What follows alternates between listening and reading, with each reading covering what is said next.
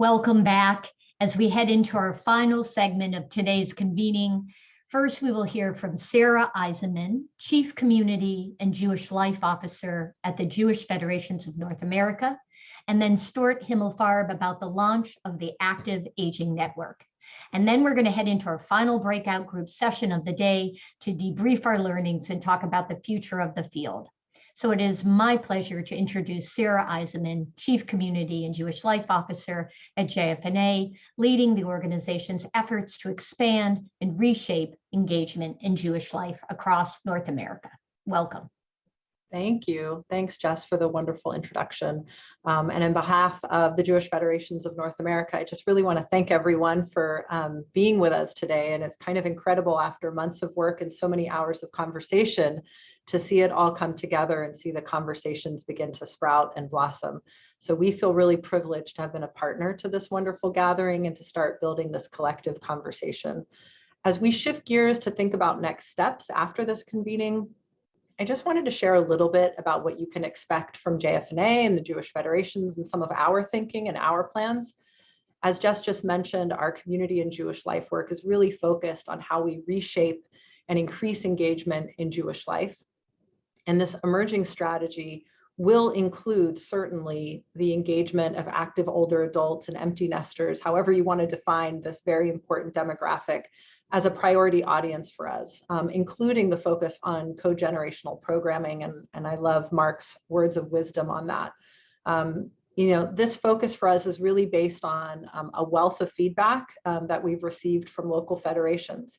And I'll share openly that when I started in this position about a year ago, after coming from years in the young adult innovation space, I somewhat expected during my listening tour that I was going to hear a lot from federations about young adults being top of mind. And I have to say, I was so pleasantly surprised and intrigued when top of mind for engagement professional after engagement professional was active older adults, and really the recognition that they weren't as engaged in Jewish life as folks would love them to be and wanted them to be, and a recognition that perhaps we didn't have all the models and all the tools that we needed, or maybe we have some and we need to replicate and grow them. So hearing this from community after community is really what led us down this path. So moving forward, some of the things that we'll be focusing on, and we'd love your input and feedback on, one is partnerships. Like we're doing today, partnering to lift up important work that's happening in this space. And here I really want to acknowledge my amazing colleague, Sophie Hearn, our Director of Partnerships, who's leading this work and doing it so brilliantly. Research, likely very targeted and limited research to better understand motivations and interests in this audience. Education and convening. So opportunities for communal leaders to learn more about this space, both within the federation system and outside of it. And certainly learning from those like Mark Friedman and others who can help really, lift up important ideas and concepts and knowledge. And finally, and really critically, around innovation and scaling. And here we really want to look at how we can lift up and help replicate existing successful models and programs that could maybe they're today in 2 communities, but could be in 10 more. And we really want to help with that. And 2, also thinking about where there's room, where there's gaps, and where we can design and test and scale new concepts and new programs. So in prioritizing this work, we're very, very appreciative of those who've been in the space for years, if not decades. And here I'm really thinking about Stuart and David and Rabbi Geller and Mark, who've become, certainly my teachers and others who, we really hope to learn from. And we want to continue to do that learning. And we really invite you and those who've been on this call to be in touch with us, share your experiences, share what would benefit you, because we really want to prioritize this, but we really want to do it based on the feedback that we can gather and the wisdom that's already out there. So we're really looking forward to working collaboratively with all of you on this, all those who are passionate about seeing older adults living meaningful, purposeful Jewish lives. And on that note, I'm really excited to introduce my friend Stuart Himmelfarb, the co-founder of B3, and along with David Elcott has created the Active Aging Network and Online Resource Center. So Stuart, over to you. Great, thank you, Sarah, and I'll have an opportunity a little bit later to thank you in more detail. So as we wrap up this terrific day, I was actually thinking I feel a little bit like the act that followed the Beatles on Ed Sullivan. Those of us of a certain age remember vividly when the Beatles were on Ed Sullivan. I bet no one remembers who followed them. And I feel like I'm the one who's coming after all these amazing presentations. But I want to talk to you a little bit about the Active Aging Network and why we put this day together. Our goal is to provide resources and connections to professionals, to volunteers, to decision makers and funders who are interested in understanding active aging and want to create or fund programs to engage people who are in this life stage. We have found that, first off, momentum is building in this area, that there's more interest, more attention. Just hearing Sarah speak about the position that JFNA is taking, the interest that JFNA is showing around the country, and also the funders who are now paying more attention to this life stage. It's a huge group, but remarkably has not been on the radar screen that much. For us at B3, this is incredibly rewarding and incredibly welcome as a development. Our mission is pretty straightforward: to engage or re-engage people in this life stage in Jewish and civic life, and to do so with attention to intergenerational connections. You could hear from the conversations today how our mission really is in alignment with what so many of our colleagues are doing and working towards. So for that reason, and because we discovered over the past 10, 12 years that we've been doing this, that so many of us who are working in this area are working independently, are working in our groups, our synagogues, our organizations, even our federations to that in some extent, but pretty much on our own. That national organizations, until now, national organizations have not really been focusing in a sustained way, in an important way, to investing in and furthering programs in this area. There have been amazing innovations on the local level, and you've heard about a number of them today. But what we want to bring about is national and international collaboration and connection around these programs. So that's why we're starting what we call the Active Aging Network. And we want to be sure that we come up with ways that we can work together, collaborate, share information, and do so that we don't all reinvent the wheel. And in fact, we can help people perhaps identify some potholes and identify opportunities as well. And we, of course, as Sarah was just saying, we want to help partnerships and collaborations happen. We've worked with colleagues in Canada and Australia and around the US. We hope that those kinds of connections can help and benefit all. One of the key next steps for this network initiative is that we are introducing this Friday a new website, an online resource around active aging. Oddly enough, it's called activagingnetwork.org. And we hope that you'll all check it out. A little bit later, we'll put the URL into the chat so you can see it. Plus, you'll receive, undoubtedly, information from us about the new website. We want to use this site to deliver resources to all of you and to those who are just curious about this life stage and about programming initiatives and best practices in ways to involve people in Jewish life and in civic life. So we're about to go into the final breakout session. We encourage you to share your ideas about your information needs. What are the resources that would be most helpful to you as you think about active aging programs, or as you think about ways to improve them, or ways to expand their reach? Those are things that we hope this site will help you do, that this network will help you do, and most importantly, that will help each other to do. So please, in a moment, you'll be separated into your discussion groups. We will meet for those talks, then we will reconvene to hear from a couple of the groups and then a couple of closing comments. So thanks for that, and into our breakout groups.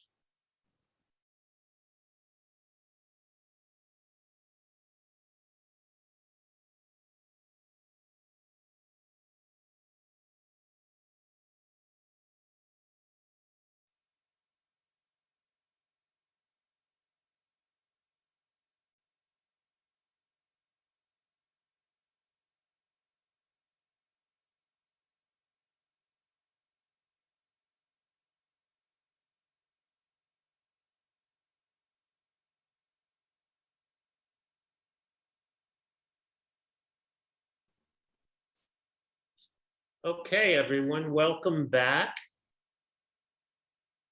We're rounding that last turn, just like at the Belmont Stakes. And prior to some closing comments, I'd like to call on two of the breakout group facilitators for just a very, very brief couple of minutes on what they discussed in their group. We had a great discussion in mine, and I'm looking forward to hearing now first from Ray Janvey, a longtime colleague and a board member of B3.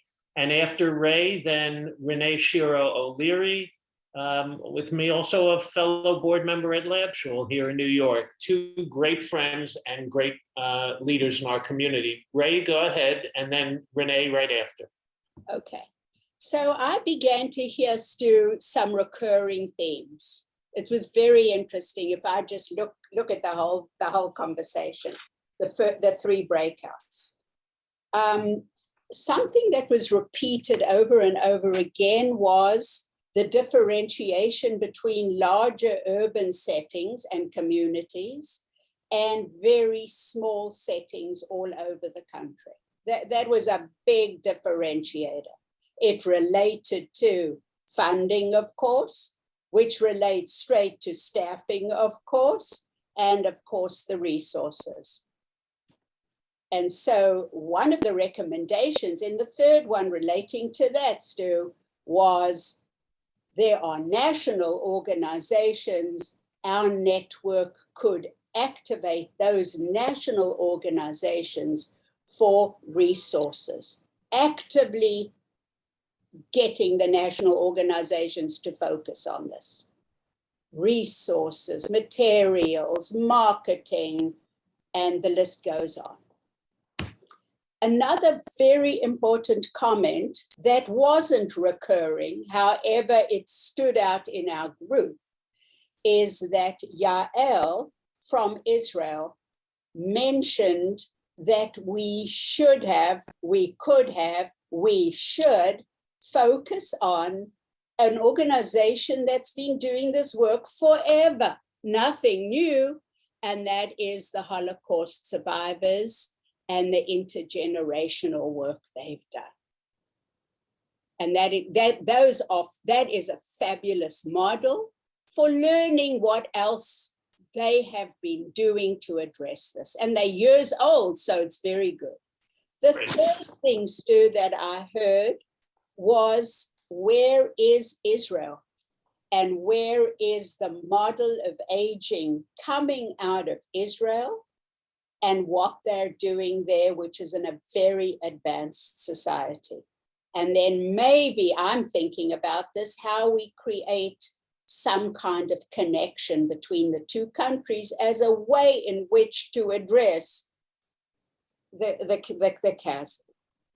And the other comments that repeated were, until we learn how to create a different narrative and understand the different mindsets, approaches, ways in which we see the world between the older and the younger, we can create all the programs in the world to address the issues of apartheid and ageism, but the story is the outcome, the understanding that will lead us to that outcome will be an extremely important resource for the active age. Thank you, Ray. That's great. Renee, unmute.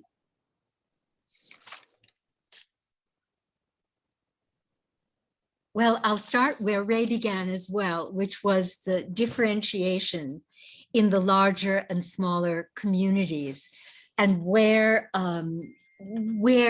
to find the partnerships that would begin to coalesce to become, to become the foundation in those places. And I think I can speak for members of my group and just say, one member of the group said that Jewish Family Services in a smaller community, Jewish Family Services is helpful but does not do programming. And the JCC has members, most of whom are not Jewish in this community. So that one of the calls that they felt would be helpful would be to have social, educational, and spiritual programming that would kind of give a set of ideas to begin to really build this. So a program, to become a program provider and to understand where to begin with the programs. We also asked the question of what resources people were using. And just about everyone in the group talked about newsletters from many different organizations, different kinds of, not just Jewish publications. We mentioned something like The Economist, resources looking at the future, looking at aging, or just looking at the future of aging, for example, the use of robotics, for example, among older people and how that is being developed. And so there was a kind of futurist orientation and a sense of that there are a huge array of resources out there that it would be helpful to organize, or at least have some set of resources that people can turn to. And of course, part of it is about currency, because things keep changing. So there would have to be some keeping up with some of that. We also talked about Jewish sacred aging. I can mention names of people, but I'm just sort of being more generic. And we looked at the synagogues, and several people agreed that we need to sort of build connections to synagogues, seminaries, congregations, and the whole idea of seekers of meaning, and pulling together already existing institutions in perhaps in some new ways, but really looking at them as another source for us. And let me just see my last bit of notes here. And yes, there was a kind of wonderful compassion for you and David, and in terms of the grand vision.